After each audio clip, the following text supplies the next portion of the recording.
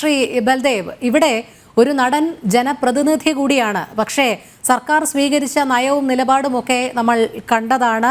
MLA സ്ഥാനം രാജിവെക്കാതെ തന്നെ ഇതിങ്ങനെ തുടരാനാണ് അനുവദിച്ചിരിക്കുന്നത് പാർട്ടി നേതൃത്വം.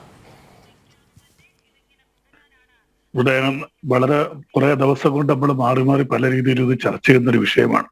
ഇന്ന് അമ്മയിലെ എക്സിക്യൂട്ടീവ് അംഗങ്ങൾ മൊത്തത്തിൽ രാജിവെച്ചു. അവർ ധാർമ്മികമായ ഉത്തരവാദിത്വം ഏറ്റെടുത്തുകൊണ്ട് രാജിവെച്ചു എന്നാണ് പറയുന്നത്. പക്ഷെ അതിന് വേറെ വ്യാഖ്യാനമൊക്കെ കൊടുത്ത് അവർ കളം വിട്ടു, അവർ ഒളിച്ചോടി, നാട് വിട്ടു, ഒന്നും പോയിട്ടൊന്നുമില്ല. അവരിപ്പോഴും സിനിമയിൽ അഭിനയിക്കുന്നുണ്ട്. മോഹൻലാലും സിദ്ദീഖുമൊക്കെ ഇപ്പോഴും ഓരോ സിനിമയുടെ സൈറ്റിൽ ഷൂട്ടിംഗ് നിൽക്കുന്നുണ്ട്. അവർ തൂക്കൊല്ലാനൊന്നും വിധിച്ചിട്ടൊന്നുമില്ല. അവർ നാട് വിടേണ്ട കാര്യമില്ല. അഭിനയിക്കുന്നുണ്ട്, പക്ഷേ അവർക്ക് ഉത്തരം മുട്ടിയിരിക്കുകയാണ്.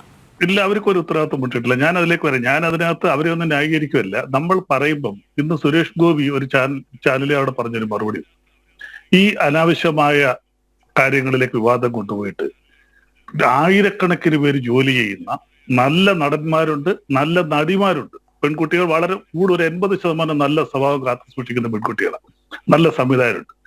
അവരെയും കൂടെ സമൂഹ മധ്യത്തിൽ ഇപ്പോൾ ഈ ചാനലുകളും ദൃശ്യമാധ്യമങ്ങളും പത്രങ്ങളും എല്ലാം മൊത്തം സ്ത്രീകളും കുറ്റക്കാരാണ്, മൊത്തം പുരുഷന്മാരും അഴിഞ്ഞാട്ടക്കാരാണ്, സംവിധായകരെല്ലാം തന്നെ കുഴപ്പക്കാരാണ്.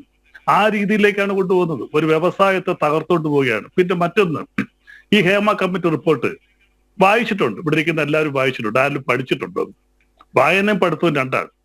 ഹേമ കമ്മിറ്റി റിപ്പോർട്ട് സർക്കാർ രൂപീകരിക്കുമ്പോൾ ആ ഹേമ കമ്മിറ്റി കുറെ പെൺകുട്ടികളിൽ നിന്നും മൊഴിയെടുത്തു. നല്ല കാര്യമാണ്. അവരെ പീഡിപ്പിച്ച കുറെ ആൾക്കാരുടെ മൊഴി അവർ കൊടുത്തിട്ടുണ്ട്. അവരെ ആരെങ്കിലും നേരിട്ട് കണ്ടെടുത്ത് ഒരു മൊഴി പോലും അതിലില്ല. അവരുടെ പേര് വെക്കണ്ട. അപ്പോൾ ഒരു കമ്മിറ്റി അന്വേഷിച്ചു കഴിഞ്ഞാൽ നാച്ചുറൽ ജസ്റ്റിസ് എന്നൊന്നുണ്ട്. എനിക്കെതിരെ ഒരു ആരോപണം വന്നാൽ എന്റെ അടുക്കൽ അന്വേഷിക്കുന്ന ആൾ ചോദിക്കണം. അങ്ങനെ ഒരു റിപ്പോർട്ടല്ലേ തയ്യാറാക്കിയിരിക്കുന്നു. ഇതൊരു ഹേമ കമ്മിറ്റി റിപ്പോർട്ട് ഏകപക്ഷീയമായി തയ്യാറാക്കിയ റിപ്പോർട്ടാണ്. ഒരു ഭാഗം മാത്രം കേട്ടുകൊണ്ട് തയ്യാറാക്കിയ ഒരു റിപ്പോർട്ട്. അതവിടെ നിൽക്കട്ടെ. ഇനി MK ഹരിദാസ് വളരെ പ്രധാനപ്പെട്ട ചില കാര്യങ്ങൾ പറഞ്ഞു. ശരിയാണ്, ചില മലയാള സിനിമയിൽ വളരെ കൂടുതലായിട്ട് പീഡിപ്പിക്കപ്പെട്ട ഒരുപാട് കഥകളൊക്കെ ഉണ്ട്. പക്ഷെ ഒരു 1-2 കാര്യങ്ങൾ ഞാൻ പറയാം. ഈ ഇപ്പൊ ചർച്ചയ്ക്ക് വന്ന മുകേഷിന്റെ കൂടെ വർഷങ്ങൾക്ക് മുമ്പ് നായികയായിട്ട് അഭിനയിച്ചൊരു പെൺകുട്ടി, ആ സിനിമ വളരെ ഹിറ്റായിട്ട് മാറി. അതിനുശേഷം കുറെ ചാൻസുകൾ വന്നു.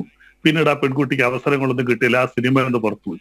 ആ പെൺകുട്ടി 2 ദിവസം മുമ്പ് ഒരു പ്രസ്താവനയായിട്ട് വന്നു, എന്നെ 1-2 എനിക്ക് സിനിമയിൽ അവസരങ്ങൾ നഷ്ടപ്പെട്ടത് ഞാൻ പലർക്കും വിധേയരായിരുന്നോട്ടാണ്. നിങ്ങൾ ആരെങ്കിലും ആ പെൺകുട്ടിയുടെ ചരിത്രത്തെ കുറിച്ച് അന്വേഷിച്ചു?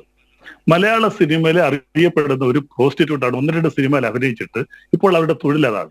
നേരിട്ട് MK ഹരിദാസ് പറഞ്ഞതുപോലെ അറിയാവുന്ന കാര്യങ്ങളാണ്. അതുപോലെ മറ്റൊരു നടി വേറെ നടനെതിരെ ആരോപണം പറഞ്ഞു. നിങ്ങൾ ആ നടിയുടെ ഫേസ്ബുക്കോ വാട്സപ്പ് പോസ്റ്റുകളോ നിങ്ങൾ നോക്കിയോ? തന്നെ നഗ്നചിത്രങ്ങൾ പലരുമായിട്ടുള്ളതൊക്കെ അപ്ലോഡ് ചെയ്തിട്ടുണ്ട്. അപ്പൊ ഇവരുടെ മോറൽ സൈഡ് കൂടെ നിങ്ങൾ നോക്കണം. നല്ലവരുണ്ട്, ഈ വെളിപ്പെടുത്തലിനകത്ത് നല്ല കുറെ നടികളുണ്ട്. അവരാരും അങ്ങനെ തെറ്റിലേക്കൊന്നും പോകാറില്ല. പക്ഷെ പ്രധാനപ്പെട്ട ചില വെളിപ്പെടുത്തൽ അങ്ങ് സാമൂഹിക പ്രതിബദ്ധതയോടുകൂടി ആണോ സംസാരിക്കുന്നത്? കാരണം ഒരു സ്ത്രീ അവർ ചെയ്യുന്ന തൊഴിലും അവർ ഉന്നയിക്കുന്ന ആരോപണവും ഇന്നതൊക്കെയാണ്. അതുകൊണ്ട് അവർ ഇതല്ല ഇതിനപ്പുറവും ഉന്നയിക്കും. ചില നല്ല സ്ത്രീകളുണ്ട്. ആ പ്രയോഗം തന്നെ എന്താണ്? ചില നല്ല സ്ത്രീകളുണ്ട്, മറ്റു ചില നല്ല സ്ത്രീകളുണ്ട്. അവർ ഉന്നയിക്കുന്ന ആരോപണത്തെ നമുക്ക് നോക്കാം എന്നുള്ളത്.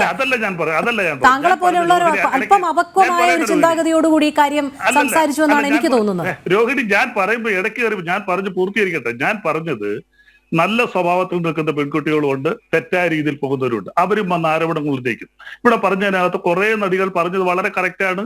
അവർ നല്ല രീതിയിൽ പോകും. ഇതിന് ഞാൻ പറഞ്ഞത്, നിങ്ങൾ ചർച്ചയ്ക്കെടുക്കുമ്പോൾ ഈ കാര്യങ്ങളെല്ലാം നിങ്ങൾ ചർച്ചയ്ക്ക് എടുക്കണം. നിങ്ങൾ ഇതിനെക്കുറിച്ച് അന്വേഷിക്കണം. ഇവിടെ പല കാര്യങ്ങളും ചർച്ചയ്ക്ക് വരുന്നു. അപ്പൊ ഈ പറയുന്ന വ്യക്തി, ആ വ്യക്തിയുടെ ക്രെഡിബിലിറ്റി, ആ വ്യക്തിയുടെ റിലയബിലിറ്റി, ആ വ്യക്തി എന്തുമാത്രം സാമൂഹ്യ പ്രതിബദ്ധതയുണ്ട്, എന്തുദ്ദേശത്തിലാണെന്ന് പറയുന്നത്. ഇതിനകത്ത് ഫിനാൻഷ്യൽ മോട്ടീവ് ഉണ്ട്. അങ്ങനെ പല രീതിയിൽ കാര്യങ്ങൾ പറയുന്നുണ്ട്. ഞാൻ ഒരിക്കലും ഇത് ന്യായീകരിക്കല്ല. അമ്മ സംഘടന കാണിച്ചത് അങ്ങേയറ്റം തെറ്റാണ്. നമ്മുടെ ഭാരതത്തിലല്ല എവിടായാലും പെൺകുട്ടികളെ പീഡിപ്പിച്ചിട്ടുണ്ടെങ്കിൽ അത് അങ്ങേയറ്റം തെറ്റ് തന്നെയാണ്. പക്ഷെ അത് ചർച്ചയ്ക്ക് വരുമ്പോൾ ഏകപക്ഷീയമായി ചർച്ചകൾ പോകരുത്. ശരി, അങ്ങനെയാണെങ്കിൽ ഈ മോറൽ സൈഡ് നോക്കിയാണ് ഇതൊക്കെ തീരുമാനമെടുക്കേണ്ടത് എങ്കിൽ ഈ പ്രതിസ്ഥാനത്ത് നിൽക്കുന്നവരെ കൂടെ പരിഗണിക്കണ്ടേ? അവർ നിരവധി സ്ത്രീകളെ ജനപ്രതിനിധി എന്നുള്ള രീതിയിൽ പാലിക്കേണ്ട ചില മര്യാദകളുണ്ടല്ലോ. ഇത്തരത്തിൽ താങ്കൾ പറഞ്ഞതുപോലെ മോറൽ സൈഡ് നോക്കണമെങ്കിൽ നിരവധി സ്ത്രീകളെ പീഡിപ്പിച്ചു എന്നുള്ള ആരോപണം വരികയാണെങ്കിൽ അയാളുടെ മോറൽ സൈഡ് നോക്കണ്ടേ? മാറി നിൽക്കാൻ പറഞ്ഞുകൊണ്ട് അന്വേഷണം നേരിടാൻ പറയണ്ടേ?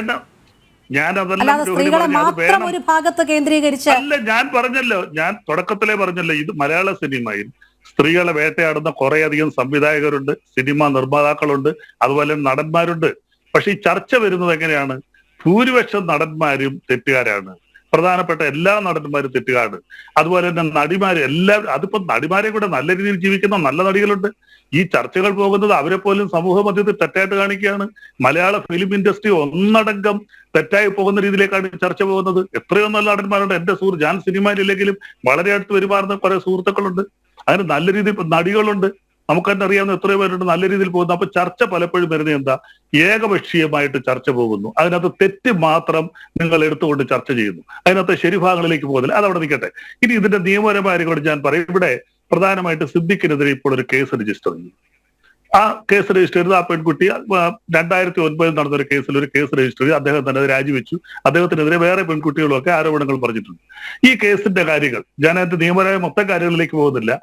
ഞാൻ രാംകുമാർ സാർ ഇതേ ചാനലിൽ വന്നിരുന്നുകൊണ്ട് വളരെ വ്യക്തമായിട്ട് ഇതിന്റെ കാര്യങ്ങളൊക്കെ പറഞ്ഞാണ് ഈ ചർച്ച വഴിതെറ്റി പോകുന്നു, ഇതിനകത്ത് തെറ്റായ രീതിയിലല്ല പോകുന്നത്, പത്രമാധ്യമങ്ങളിലായാലും ദൃശ്യമാധ്യമങ്ങളിലായാലും ഏകപക്ഷീയമായ ഒരു ചർച്ച ഒരിക്കലും ആരോഗ്യകരമായിട്ടല്ല മുന്നോട്ട് പോകേണ്ടത്. ആരോപണങ്ങൾ വരട്ടെ, അത് അന്വേഷിക്കട്ടെ. ഞങ്ങൾ ആരും അതിനൊന്നും എതിരല്ല. ഏത് നടൻ, ഇവിടുത്തെ സൂപ്പർ സ്റ്റാർ ആരായിരുന്നാലും, മോഹൻലാലായാലും മമ്മൂട്ടി ആയാലും തെറ്റ് ചെയ്തിട്ടുണ്ടെങ്കിൽ ശിക്ഷിച്ച് ജയിലിൽ പോകണം, അതിനൊന്നും ഞങ്ങൾ എതിരല്ല. പക്ഷെ ചർച്ച എപ്പോഴും ഈ ചാനലുകളിൽ, പല ചാനലുകളിൽ ഞാൻ ചർച്ച ചെയ്യും, ഇതിനകത്ത് എല്ലാം വരുന്നത് എന്താ? ഏകപക്ഷീയമായിട്ട് പുരുഷന്മാരെല്ലാവരും തെറ്റുകാരാണ്, പല സ്ത്രീകൾ തെറ്റുകാരാണ്. അതാണ് ഞാൻ പറഞ്ഞത്. അപ്പൊ ഇത് പറയുന്നവര് ഏത് രീതിയിലുള്ള, പിന്നെ ഒരു കാര്യം കൊണ്ട് ഞാൻ പറയാം. ഇവിടെ വളരെ പ്രധാനപ്പെട്ട ഒരു കേസ് ഇവിടെ വന്നു. ഇന്ത്യയിൽ തന്നെ വളരെ പ്രശസ്തമായ ഒരു കേസുണ്ട്. ഞാൻ നേരത്തെ ഒരു 2-3 ചാനലിൽ പറഞ്ഞതാണ്. തനുശ്രീ ദത്ത വേഴ്സസ് നാനാ പടേക്കർ. ഹിന്ദിയിലെ ഏറ്റവും പ്രശസ്തനായ ഒരു സിനിമാ നടനാണ്. അദ്ദേഹത്തിനെതിരെ ഒരു ആരോപണം വന്നു. ആരോപണം മുംബൈ ഹൈക്കോടതി എടുത്ത് പുറത്തു കളഞ്ഞു. കാര്യം 354 കേസെടുത്താണ്. 2-3 കാര്യങ്ങൾ ഉണ്ടായിരുന്നു. കാര്യം അതിനകത്ത് എവിഡൻസ് അഡ്യൂസ് ചെയ്യുന്നതും അതിന്റെ ഡിലേയും കാര്യങ്ങളൊക്കെ വന്നു. അപ്പൊ കേസിനകത്ത് ഇങ്ങനെ വരുമ്പോൾ നമ്മൾ ചർച്ച ഏകപക്ഷീയമായിട്ട് പോകരുത്. പുരുഷന്മാരെല്ലാരും തെറ്റുകാരാണ്, എല്ലാ സിനിമ നടന്മാരും സംവിധായകരും. വേണ്ട, ചർച്ചകൾ ഏകപക്ഷീയമാകുന്നില്ല. പക്ഷേ സധൈര്യം അന്വേഷണങ്ങൾ നേരിടണം. അവിടെയല്ലേ ഈ നമ്മൾ സിനിമയിലൊക്കെ പറയുന്നത് പോലെയുള്ള യഥാർത്ഥ ഹീറോയിസം. അല്ലാതെ കൂട്ടരാജി വെച്ച് ഉത്തരവാദിത്തങ്ങളിൽ നിന്ന് ഒളിച്ചോടി മാധ്യമങ്ങളുടെ മുന്നിലൊന്നും വരാതെ മാറി നിൽക്കുന്നതല്ലല്ലോ.